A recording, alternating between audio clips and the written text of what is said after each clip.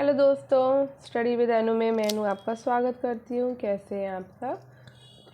I hope आप सब स्वस्थ होंगे, मस्त होंगे और अपनी पढ़ाई लिखाई में व्यस्त होंगे। पर मैं हो गई हूँ अस्वस्थ और मुझे हो गया है कोल्ड। तो सर्दियों में या मौसम ज़रा सा भी ऊपर नीचे होता है और ठंडक में जब ठंड पड़ती है ना, सर्दियों का मौसम वैसे तो मुझे अच्छा लगता है, पसंद है बहुत ज़्यादा ही, क्योंकि ठंडियों में बहुत सारी मेरी प्रॉब्लम सॉल्व भी हो जाती हैं। गर्मियाँ मुझे इतनी खास पसंद नहीं है, लेकिन सर्दियों में एक ही चीज़ का दुख है मुझे कि मुझे है ना बहुत जल्दी मैं बीमार हो जाती हूँ। मतलब मुझे ठंड लग जाती है बहुत जल्दी कोल्ड हो जाता है, ज़ुकाम खांसी। तो बस वही चीज़ थोड़ी हो जाती है। बाकी मुझे ठंडियाँ बहुत पसंद है गर्मियों की अपेक्षा, क्योंकि गर्मियों में मैं बाप रे मुझे गर्मी बिल्कुल पसंद नहीं है। मुझे समर सीज़न बिल्कुल पसंद नहीं, विंटर सीज़न मुझे बहुत पसंद है, लेकिन हाँ बीमार हो जाती हूँ, थोड़ा सा ज़ुकाम और वो हो जाता है खांसी, गला खराब, अदरवाइज अच्छा लगता है।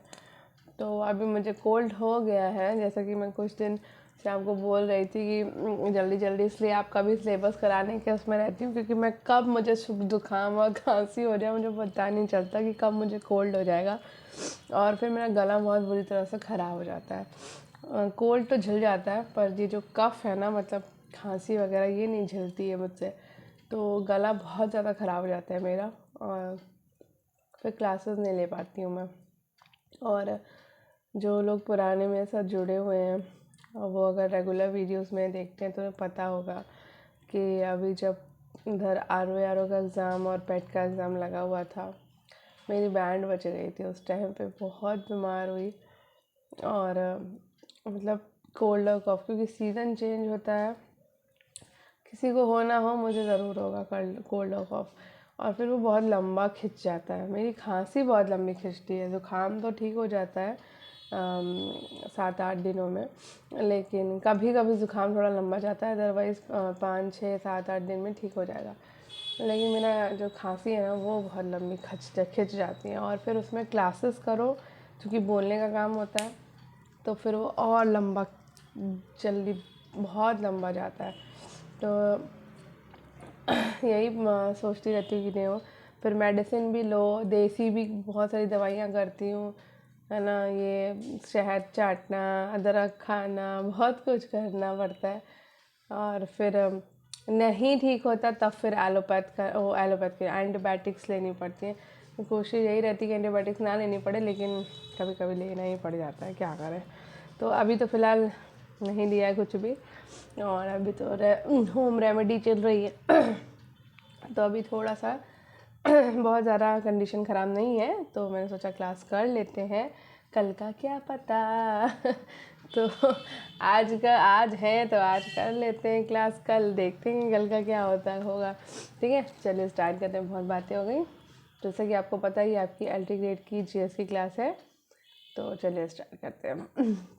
और कल ही मैंने लाइव करी थी बहुत टाइम बाद, तो कुछ लोग जुड़े भी, और लाइव में ना काफ़ी सारी बातें भी हुई, कुछ आप लोग के क्वेश्चन आंसर्स थे, उनके जवाब भी मैंने दिए, और कुछ अपनी भी चीज़ें साझा करी थी। तो नेक्स्ट टाइम से कभी लाइव आऊँगी तो पहले से आप लोगों को बता दिया जाएगा। अभी तो एकदम रैंडमली आ गई थी कल, और कल तक मैं ठीक थी और आज मुझे ज़बरदस्त रात से ही, मतलब कल रात से ही हो गया। चलिए हो गई बातें, कर लेते हैं थोड़ा सा पढ़ाई। तो ये वाला आपका पेपर है 2017 का, तो आज थोड़ा सा स्लो ही चलूँगी। 3 पेपर हमें सॉल्व करने हैं, एक वीडियो में हम 3 पेपर लगाते हैं, तो बहुत तेज़ आवाज़ में नहीं होगा और ना ही बहुत फास्ट चलने वाली हूँ। तो अभी मैंने आपको जैसा कि अपना हाल बता दिया है, तो आवाज़ भी इतनी ही रहेगी जितनी है, और फास्ट भी नहीं हो पाएगा, आराम से कर पाऊँगी क्वेश्चन को। ठीक है, चलिए करते हैं। राजकीय डिग्री कॉलेज जीडीसी प्रवक्ता परीक्षा 2017। ठीक है, तो पहला क्वेश्चन है, छोड़ देते हैं मैथ्स का है, ये भी छोड़ दो, जो काम किए वही करेंगे। प्राचीन समय में निम्नलिखित ब्राह्मण परिवारों में से किस परिवार ने समसामयिक शासकों को पराजित किया और अपना प्रभुत्व स्थापित किया था। तो ये थे भृगु। तो प्राचीन काल में भृगुवंशी ब्राह्मण परिवार ने समसामयिक शासकों को पराजित किया।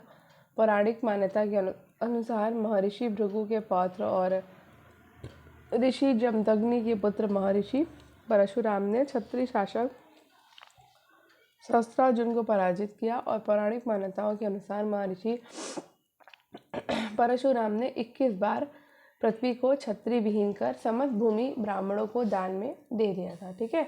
नेक्स्ट क्वेश्चन है, the problem of the east नामक पुस्तक के लेखक कौन थे? तो the problem of the east नामक पुस्तक के लेखक हैं George Curzon. The problem of the east Japan Korea China नामक पुस्तक के लेखक जॉर्ज कर्जन है और इस पुस्तक का प्रकाशन 1894 में हुआ था। ठीक है। नेक्स्ट क्वेश्चन है, निम्नलिखित में से बाघ गुफाएं किसमें स्थित हैं? तो बाघ गुफाएं आपकी मध्य प्रदेश में है। तो बाघ गुफाएं मध्य प्रदेश के धार जिले में बाघ नदी के किनारे स्थित हैं और ये गुफाएं बौद्ध धर्म से संबंधित हैं। इन गुफाओं की खोज 1818 में डेंजर फील्ड ने की थी और इन गुफाओं का संबंध लौकिक चित्रकला से है। ठीक है। नेक्स्ट है, भारत के प्रथम बैंकिंग रोबोट का क्या नाम है? तो भारत के प्रथम बैंकिंग रोबोट का नाम है लक्ष्मी। भारत के पहले बैंकिंग रोबोट का नाम लक्ष्मी है और इसे चेन्नई के कुंभकोणम शहर स्थित सिटी यूनियन बैंक के द्वारा लॉन्च किया गया था। ठीक है। निम्नलिखित में से कौन एक भारत का प्रथम व्यावसायिक जलीय रोबोटिक ड्रोन है?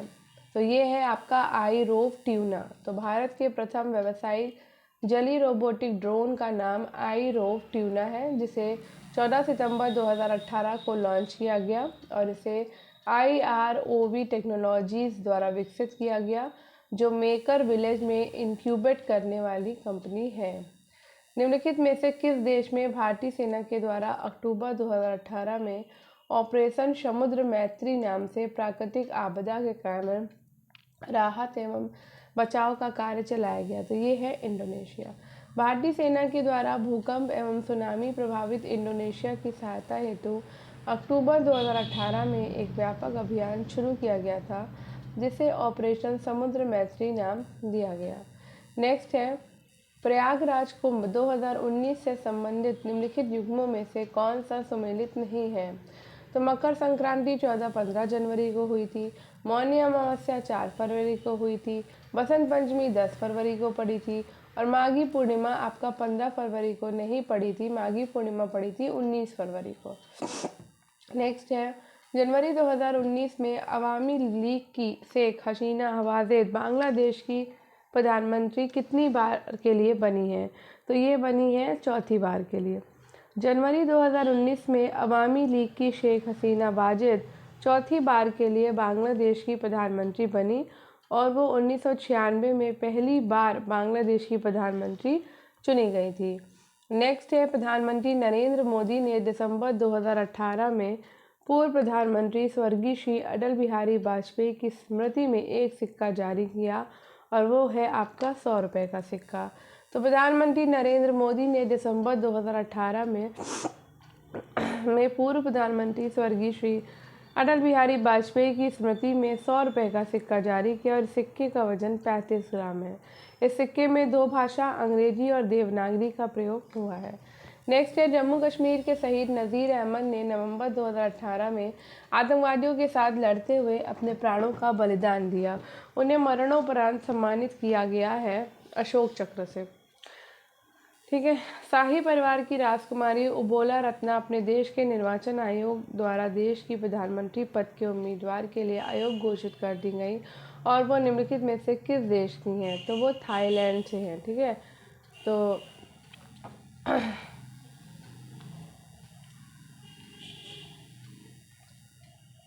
जनवरी 2019 में भारत सरकार के द्वारा पद्म विभूषण से सम्मानित इस्माइल उमर गुले किस देश के नागरिक हैं? तो ये जिबूती के नागरिक हैं। ठीक है। अफ्रीकी देश जिबूती के ये राष्ट्रपति हैं। तो भारत के हस्तकरघा एवं वस्त्र क्षेत्र को शुद्ध बनाने के लिए 28 जनवरी 2019 को आर्टिजन स्पीक कार्यक्रम का आयोजन निम्नलिखित में से किस एक स्थान पर किया गया है? तो ये किया गया है भारत सरकार द्वारा एलिफेंटा गुफा महाराष्ट्र में किया गया, ठीक है, छोड़ दो उसको। अब यहाँ पे अम्ल और स्रोत को मिलाना है, तो एसिटिक अम्ल आपका जाएगा सिरका में, लैक्टिक अम्ल आपका जाएगा दूध में, ब्यूटरिक अम्ल जो है वो मक्खन में जाएगा, और साइट्रिक अम्ल आपका नींबू में।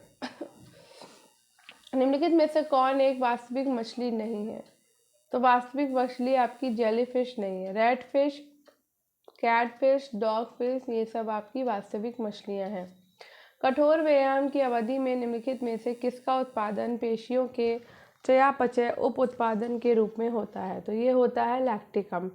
तो कठोर व्यायाम के कारण मांसपेशियों में चयापचय उप उत्पाद के रूप में लैक्टिक अम्ल का उत्पादन होता है, जिसके परिणाम स्वरूप थकान का अनुभव होता है, और ये शरीर में तब बनता है जब ऑक्सीजन का स्तर कम होने पर शरीर ऊर्जा के लिए कार्बोहाइड्रेट का उपयोग करता है।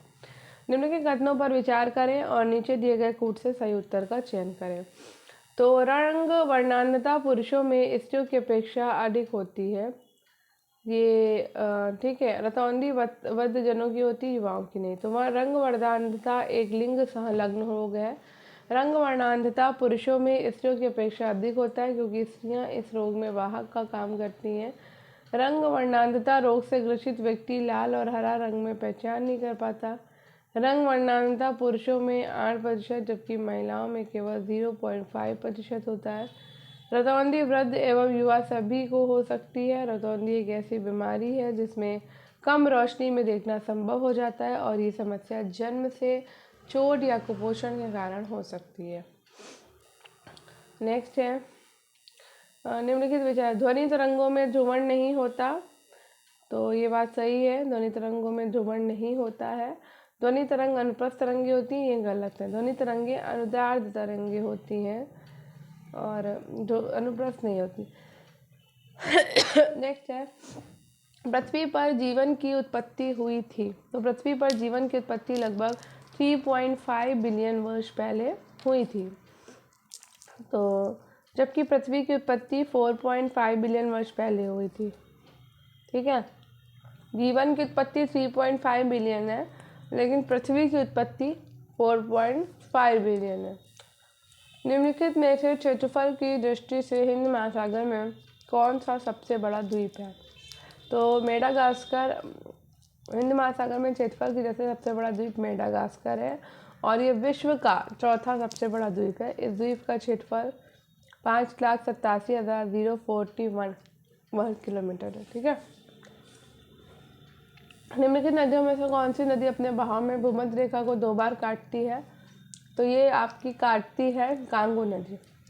कांगो नदी भूमध्य रेखा को 2 बार काटती है। तो अफ्रीका महाद्वीप में कांगो नदी भूमध्य रेखा को 2 बार काटती है, और कांगो नदी नील नदी के बाद अफ्रीका की दूसरी सबसे लंबी नदी है, और इस नदी की लंबाई 4,380 किलोमीटर है, और इसे दायरे नदी भी कहते हैं। निम्नलिखित में से भारतीय सुदूर संवेदन संस्थान निम्नलिखित में से किस शहर में स्थित है? तो ये देहरादून में है। भारतीय सुदूर संवेदन संस्थान उत्तराखंड की राजधानी देहरादून में है। भारतीय सुदूर संवेदन को पहले भारतीय फोटो निर्वाचन संस्था IPL के नाम से जाना जाता था, और इसकी स्थापना 1966 में हुई। ये संस्थान सुदूर संवेदन, भू सूचना स्थिति निर्धारण व नौ संचालन प्रौद्योगिकी के क्षेत्र में प्रमुख शिक्षण, प्रशिक्षण और अनुसंधान संस्थान है। नेक्स्ट है पेट्रोलियम निर्यातक देशों का संगठन ओपेक की संस्था किस वर्ष में हुई? तो ये हुई है 1960 में। पेट्रोलियम निर्यातक देशों का संगठन ओपेक की स्थापना 14 सितंबर 1960 को हुई, और इस संगठन का मुख्यालय वीना ऑस्ट्रिया में है। वर्तमान में इस संगठन में 13 सदस्य हैं। जनवरी 2022 को कुवैत के हैतम अल दैस को ओपेक का महासचिव नियुक्त किया गया। भारतीय संविधान के किस अनुच्छेद के अंतर्गत संघ लोक सेवा आयोग के अध्यक्ष और सदस्यों को उनके पद से हटाया जा सकता है? तो ये 317 के अंतर्गत। संविधान के भाग 14 के अनुच्छेद 317 के अंतर्गत संघ लोक सेवा आयोग के अध्यक्ष और सदस्यों को उनके पद से हटाए जाने का प्रावधान है।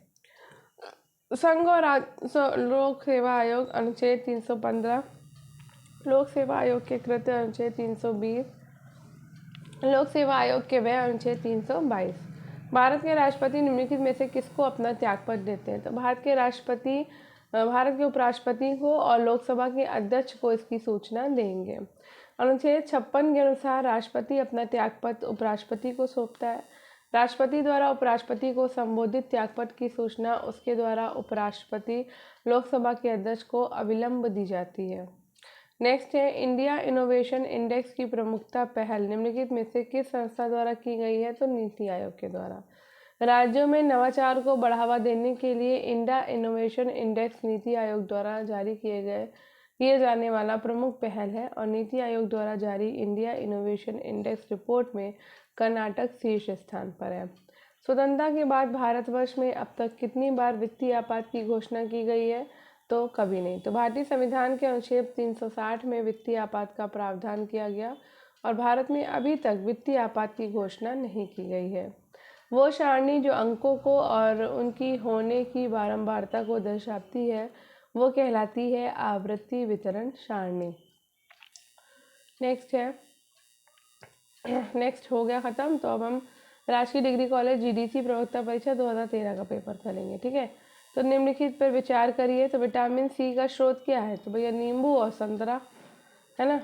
तो विटामिन सी का रासायनिक नाम एस्कॉर्बिक एसिड है जो जल में विलेय है और मानव शरीर में इस विटामिन की कमी से स्कर्वी नामक रोग होता है और इसका प्रमुख कार्य ऊतकों में कोशिकाओं को परस्पर बांधे रखने वाले अंतर कोशिकीय पदार्थ के मैट्रिक्स, कोलेजन तंतुओं, हड्डियों के मैट्रिक्स और दांतों के डेंटिन के निर्माण को समान अवस्था में बनाए रखना है। इसके स्रोत है संतरा, नींबू, आंवला, चीकू और खट्टे रसदार फल, जबकि गाजर में विटामिन ए पाया जाता है।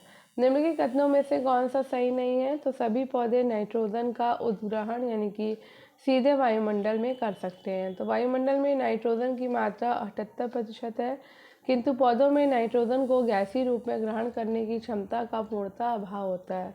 पौधे नाइट्रेट, NO3 और नाइट्राइट के रूप में नाइट्रोजन कहलाता है जो कुछ जीवाणुओं द्वारा सीधे ग्रहण कर नाइट्रेट के रूप में परिवर्तित कर दिया जाता है तथा पौधे इसे नाइट्रेट के रूप में ग्रहण करते हैं। निम्नलिखित ग्रहों में से किसको सुबह का तारा तथा संध्या का तारा भी कहते हैं? तो शुक्र को कहते हैं, ठीक है। तो शुक्र पृथ्वी के सर्वाधिक निकट ग्रह है और द्रव्यमान तथा आकार में पृथ्वी के समान होने के कारण इसे पृथ्वी का बहन ग्रह भी कहा जाता है।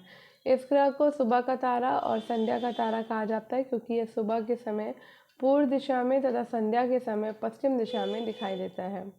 शुक्र ग्रह के वायुमंडल में सर्वाधिक पाई जाने वाली गैस कार्बन डाइऑक्साइड है। निम्नलिखित ईंधनों में से कौन न्यूनतम पर्यावरणीय प्रदूषण उत्पन्न करेगा? हाइड्रोजन। हाइड्रोजन गैर परंपरागत ऊर्जा व नवीकरणीय ऊर्जा है। हाइड्रोजन ऊर्जा का सबसे शक्तिशाली स्रोत है और यह एक ऐसा ईंधन है जिसे वाहनों को चलाने, औद्योगिक इकाइयों में इंजन को चलाने और विद्युत उत्पादन में प्रयुक्त किया जा सकता है। ये जलने पर ऑक्सीजन से संयुक्त होने पर पुनः पानी में बदल जाता है और इसमें प्रदूषण भी उत्पन्न नहीं होता, जबकि कोयला, डीजल, मिट्टी का तेल आदि पर्यावरणीय प्रदूषण उत्पन्न करते हैं। विश्व पर्यावरण दिवस मनाया जाता है 5 जून को। विश्व पर्यावरण दिवस की शुरुआत 5 जून 1974 को हुई। तब से यह प्रत्येक वर्ष 5 जून को मनाया जाता है। 2021 में मनाए गए पर्यावरण दिवस का मुख्य विषय रीइमेजिन, रिक्रिएट, रीस्टोर था। भूकंप की तीव्रता का मापन होता है। तो भूकंप की तीव्रता का मापन आपका रिएक्टर पैमाने पर होता है, ठीक है। तो भूकंप की तीव्रता का मापन रिएक्टर पैमाने पर किया जाता है और इसका आविष्कार चार्ल्स एफ रिएक्टर ने किया था और इस पैमाने के अनुसार भूकंप की तीव्रता 0 से 9 तक होती है और ये लघुगणकीय पैमाना है जिसमें परिणाम में 1 की वृद्धि होने पर तरंगों के आयाम में 10 गुना वृद्धि होती है। मरगेली स्केल में 1 से 12 तक की संख्याएं होती हैं। सिंधु नदी का उद्गम है। तो सिंधु नदी का उद्गम है कैलाश श्रृंखला में।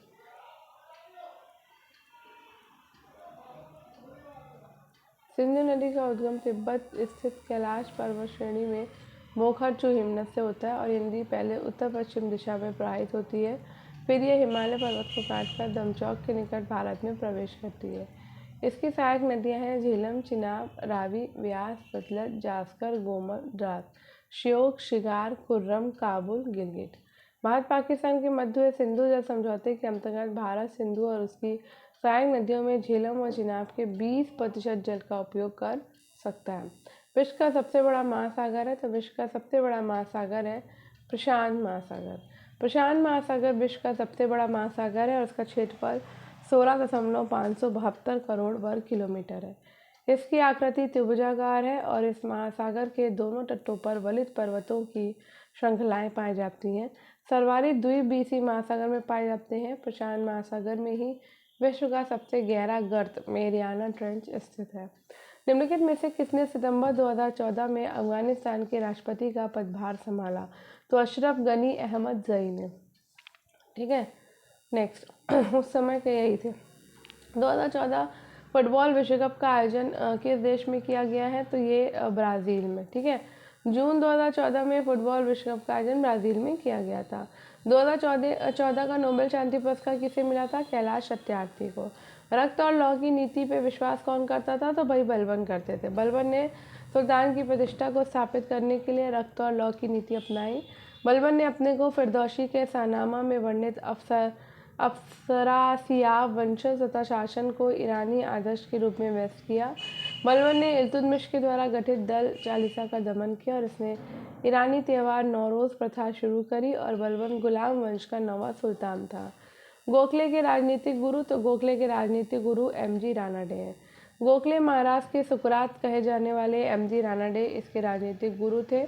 1902 में गोखले को इंपीरियल लेजिस्लेटिव काउंसिल का सदस्य चुना गया और इन्हें 1905 में इन्होंने भारत सेवक समाज सर्वेंट्स ऑफ इंडिया सोसाइटी की स्थापना करी। गोखले महात्मा गांधी के राजनीतिक गुरु थे।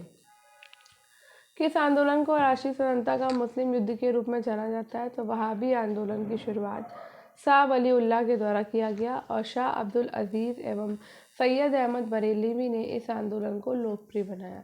ये मूलतः मुस्लिम सुधारवादी आंदोलन था। वहाबी आंदोलन मुस्लिम समाज को भ्रष्ट धार्मिक तौर तरीकों से मुक्त करने के लक्ष्य पर काम करता था और इसे राष्ट्रीय स्वतंत्रता का मुस्लिम युद्ध भी कहा जाता है। इस आंदोलन के बारे में कहा जाता है कि 1857 के विद्रोह की तुलना में कहीं अधिक नियोजित, संगठित और सुगठित था। ये लगभग 1828 से प्रारंभ होकर 1888 तक चलता रहा।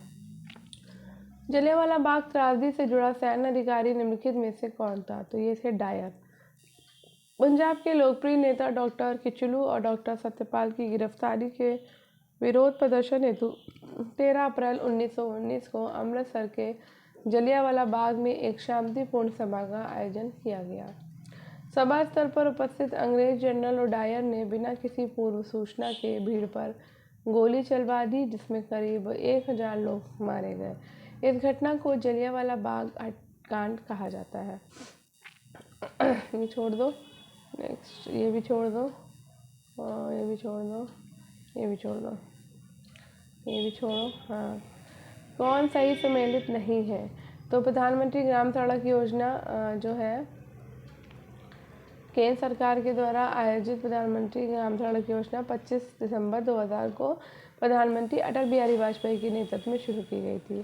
ठीक है, तो सही क्या क्या है? भारतीय विदेश व्यापार संस्थान नई दिल्ली में है, राष्ट्रीय ग्रामीण विकास संस्थान हैदराबाद में है और विक्रम साराभाई अंतरिक्ष केंद्र तिरुवनंतपुरम में। तो जो ग्राम सड़क योजना है, इसका मुख्य उद्देश्य ग्रामीण क्षेत्रों में सड़क संपर्क से वंचित गांवों को 12 सड़कों से जोड़ना है। इसमें आर्थिक, सामाजिक और शैक्षणिक गतिविधियों में तेजी लाई जा सके। नेक्स्ट है, भारतीय जनगणना 2011 के अनुसार भारत के निम्नलिखित राज्यों में से किसमें लिंगानुपात सबसे कम है? तो यहाँ पे हरियाणा में सबसे कम है। नेक्स्ट, निम्नलिखित में से किस पंचवर्षीय योजना में भारत की विकास दर सर्वाधिक हुई थी? तो 11वीं पंचवर्षीय योजना में भारत की विकास दर सर्वाधिक हुई थी। स्वर्ण जयंती ग्राम स्वरोजगार योजना SGSY को लागू किया गया था 1999 में। अब यहाँ पे मिलान करना है। हीरा में क्या होता है भैया? संगमरमर में क्या होता है? बालू में क्या होता है? और स्नेहक क्या है?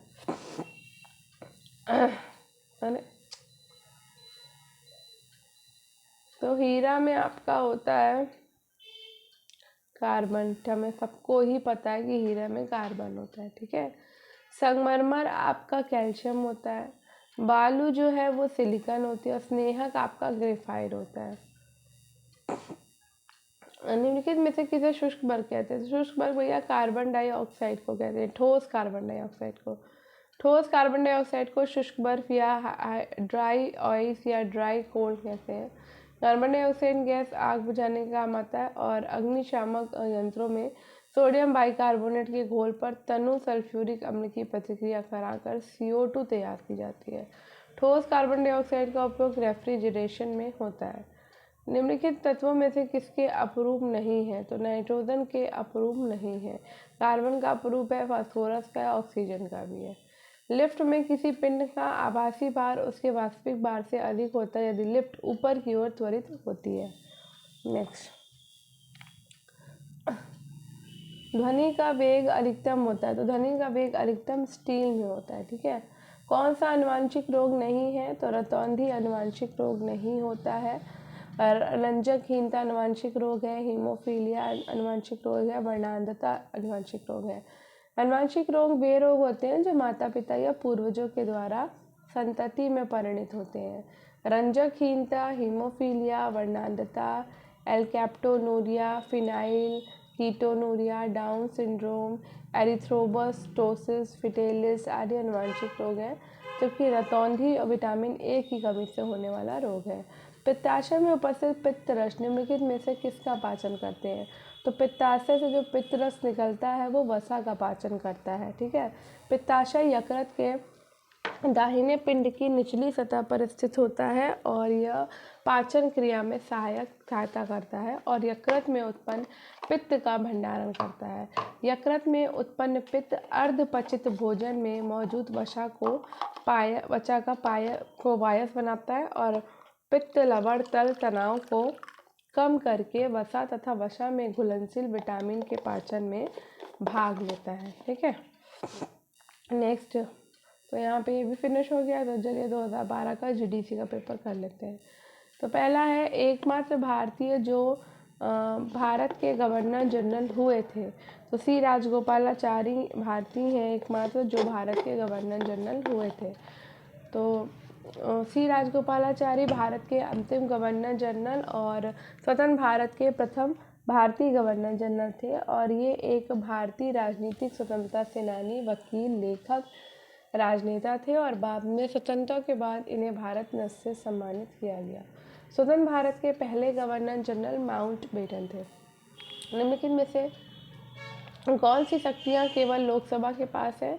तो धन विधेयक का पुनर्स्थापन करना और इसके साथ साथ मंत्रिपरिषद के विरुद्ध अविश्वास प्रस्ताव पारित करना। ठीक है। तो लोकसभा को निम्न सदन कहते हैं और लोकसभा को धन विधेयक का पुनर्स्थापन होता है और लोकसभा मंत्रिपरिषद के विरुद्ध अविश्वास प्रस्ताव भी ला सकती है। आपातकाल की उद्घोषणा का अनुसमर्थन या राष्ट्रपति पर महाभियोग लगाने की शक्ति लोकसभा और राज्यसभा दोनों को है। ठीक है। संविधान के अंतर्गत प्रधानमंत्री निम्न में से किसके प्रति उत्तरदायी है? तो प्रधानमंत्री जो है वो लोकसभा के प्रति उत्तरदायी होते हैं। तो संविधान के अंतर्गत प्रधानमंत्री लोकसभा के प्रति उत्तरदायी है। चूँकि प्रधानमंत्री लोकसभा में बहुमत प्राप्त दल का नेता होता है, अतः प्रधानमंत्री का उत्तरदायित्व लोकसभा के प्रति होता है। केंद्र सरकार योजना आयोग और राज्य सरकारों के बीच समन्वयकर्ता का कार्य निम्नलिखित में से कौन करता है? तो ये करती है आपकी वित्त आयोग, है ना, कि राष्ट्रीय विकास परिषद। तो केंद्र सरकार योजना आयोग और राज्य सरकारों के बीच समन्वयकर्ता का कार्य राष्ट्रीय विकास परिषद करता है। राष्ट्रीय विकास परिषद की स्थापना 6 अगस्त 1952 को योजना आयोग के सहायक के रूप में की गई थी और वर्तमान में योजना आयोग के स्थान पर नीति आयोग 1 जनवरी 2025 का गठन किया गया, 15 को सॉरी। भारत के उपराष्ट्रपति का निर्वाचन, तो उस समय की बात है, अभी तो कुछ और होगा। भारत के उपराष्ट्रपति का निर्वाचन होता है। तो भारत के उपराष्ट्रपति का निर्वाचन लोकसभा के सदस्यों के द्वारा और राज्यसभा के सदस्यों के द्वारा होता है। संविधान के अनुच्छेद 63 में उपराष्ट्रपति के पद का प्रावधान किया गया है, जो राज्यसभा का प्रदेश सभापति होता है। उपराष्ट्रपति का निर्वाचन लोकसभा और राज्यसभा के सभी निर्वाचित और मनोनीत सदस्यों के द्वारा आनुपातिक प्रतिनिधित्व प्रणाली के तहत किया जाता है। भारत में मुद्रास्फीति के आकलन का सबसे प्रचलित मापदंड, तो मुद्रास्फीति के आकलन का सबसे प्रचलित मापदंड है थोक मूल्य सूचकांक।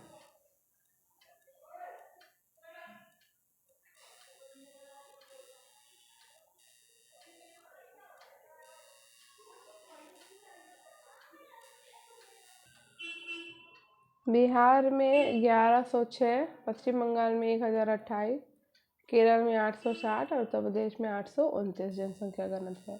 एल नीनो धारा निम्न में से किस महासागरीय तट के किनारे प्रवाहित होती है?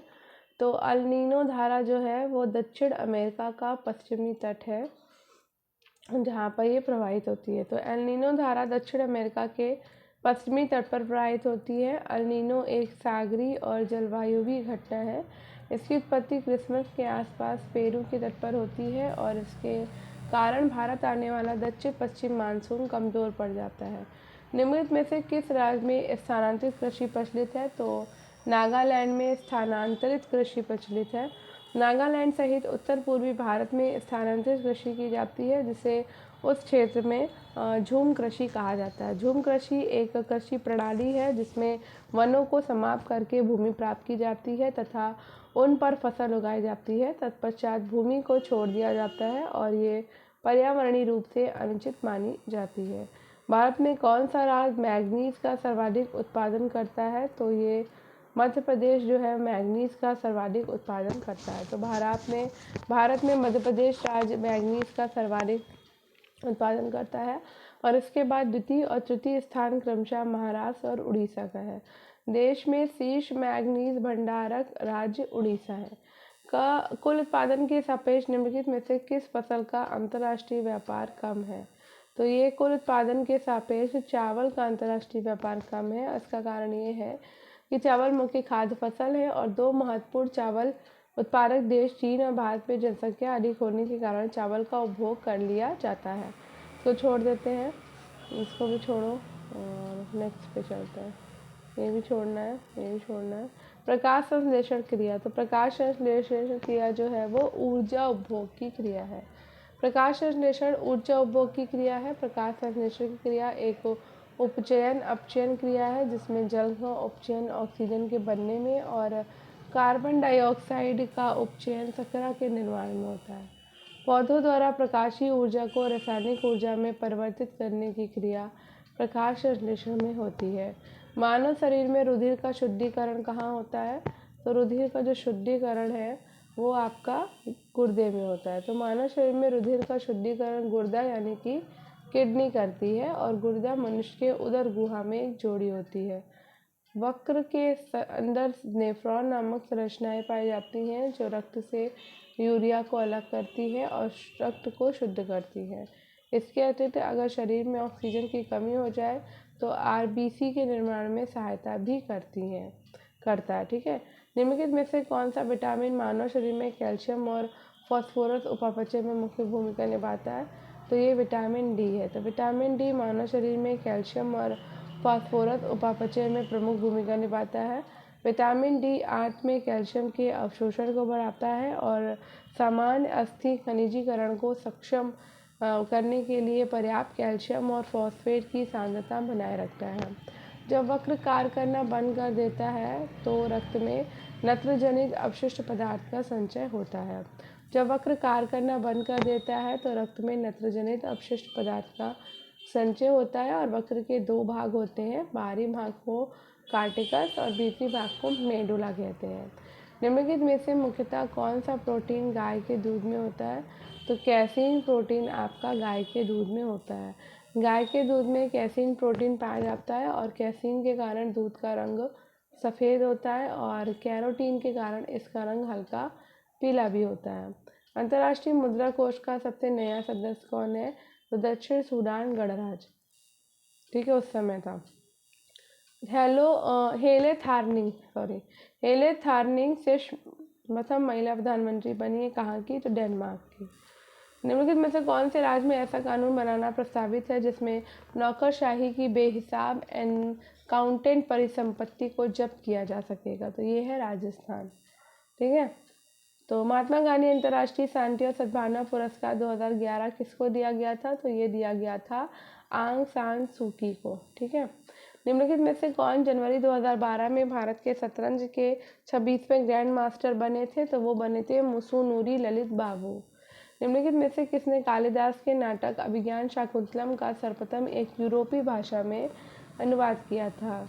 तो विलियम जोन्स ने। तो कालिदास के नाटक अभिज्ञान शाकुंतलम का सर्वप्रथम एक यूरोपीय भाषा यानी कि अंग्रेजी में अनुवाद विलियम जोन्स ने किया था, और भगवत गीता का अंग्रेजी में अनुवाद चार्ल्स विल्किंसन ने किया था।